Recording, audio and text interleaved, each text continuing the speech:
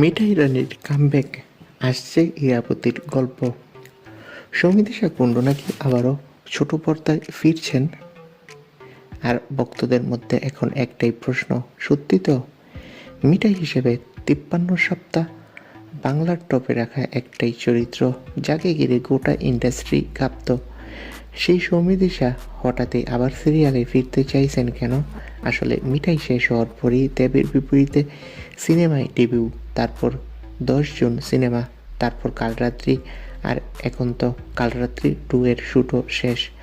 ব্যস্ততার মাঝে আবার বেকিংয়ের ব্লগ বানিয়ে সোশ্যাল মিডিয়ায় ভক্তদের মন জিতেছেন, কিন্তু তারপরও নাকি তাকে নিয়ে নতুন গুঞ্জন।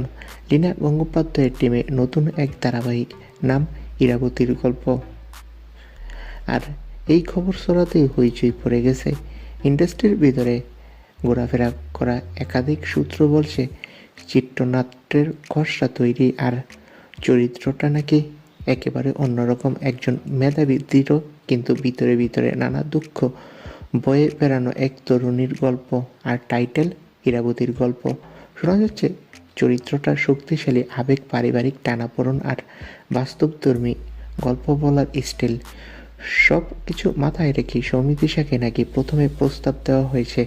এখনও যদিও অফিসিয়াল কিছু ঘোষণা হয়নি, কিন্তু টলিপাড়ার খবর সৌমিত্রিষা খুব আগ্রহী। মজার ব্যাপার হচ্ছে, মিঠাই ভঙ্গি সব কিছু থেকে বেরিয়ে এবার নাকি আরও পরিণত, আরও গভীর এক চরিত্রে দেখা যাবে তাকে। আর লীনা গঙ্গোপাধ্যায়ের স্টোরিটেলিং তো এমনিতেই দর্শকদের কাছে আলাদা জায়গা করে নেয়। ফলে ইরাবতীর গল্প সত্যি যদি শুরু হয়, তাহলে একটাই কথা, ছোট পর্দা আবার পাবে তার পুরনো রানীকে, তবে এক নতুন রূপে।